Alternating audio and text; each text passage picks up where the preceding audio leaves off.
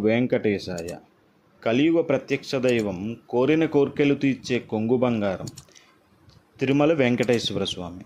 ప్రతినిత్యం లక్షలాది భక్తులు స్వామివారిని దర్శించుకొని తమ మొక్కులు చెల్లించుకుంటారు. ఆపద మొక్కులు వాడైన ఆ స్వామి తానే అప్పుల ఊబిలో ఉన్నాడని మీకు తెలుసా?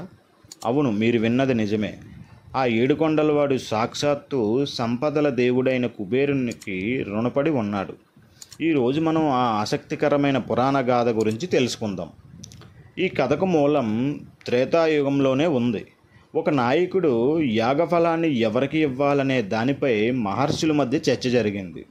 త్రిమూర్తులలో ఎవరు గొప్పవారో పరీక్షించడానికి భృగ మహర్షి బయలుదేరారు.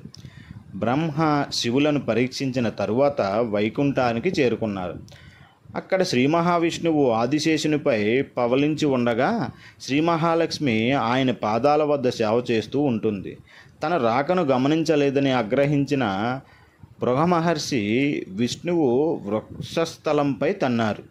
అయితే శాంతామూర్తి అయిన శ్రీహరి మహర్షి పాదం నొప్పి పుట్టిందేమోనని ఆయన పాదాలను ఒత్తడం ప్రారంభించారు. కానీ తన నివాస స్థానమైన వృక్షస్థలాన్ని అవమానించడంతో శ్రీ మహాలక్ష్మి అలిగి వైకుంఠాన్ని వీడి భూలోకానికి చేరుకొని కొల్లాపూర్లో తపస్సు ఆచరించడం ప్రారంభించింది. లక్ష్మీదేవిని వెతుక్కుంటూ విష్ణువు కూడా భూలోకానికి వచ్చి శ్రీనివాసుడిగా తిరుమల కొండలలో ఒక పుట్టలో నివసించసాగారు. ఆ తర్వాత ఆకాశరాజు కుమార్తె అయిన పద్మావతీదేవిని శ్రీనివాసుడు చూసి ఆమెపై మనసు పడతాడు. పద్మావతి కూడా శ్రీనివాసుని పట్ల ఆకర్షితురాలవుతోంది. వారి ప్రేమను అంగీకరించిన ఆకాశరాజు వివాహానికి అంగీకరిస్తాడు. శ్రీనివాసుడు దేవతలందరినీ తన వివాహానికి ఆహ్వానించాడు.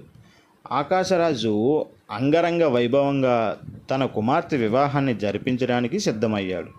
అయితే లక్ష్మి తన చెంత లేనందున శ్రీనివాసుని వద్ద వివాహానికి అవసరమైన ధనం లేదు.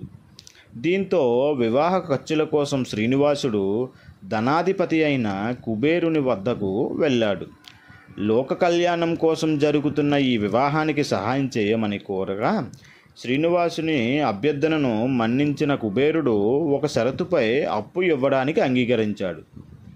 ఆ షరతు ప్రకారం కలియుగాంతం వరకు ఆ అప్పుకు వడ్డీ చెల్లించాలి.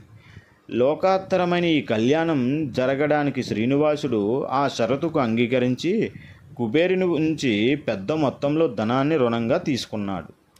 ఆ ధనంతో శ్రీనివాసుడు పద్మావతీదేవిల వివాహం అత్యంత వైభవంగా జరిగింది.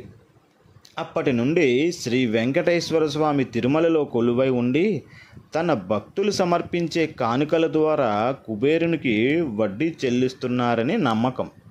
భక్తుల హుండీలో వేసే ప్రతి పైసా స్వామివారు కుబేరునికి చెల్లించాల్సిన రుణంలో భాగంగానే పరిగణించబడుతుంది. అందుకే భక్తులు తమ కోరికలు నెరవేరినప్పుడు స్వామివారికి కృతజ్ఞతగా కానుకలు సమర్పిస్తారు. ఇది కేవలం ఒక గాథ మాత్రమే కాదు, భగవంతునికి మరియు భక్తునికి మధ్య ఉన్న విడదీయరాని బంధానికి నిదర్శనం.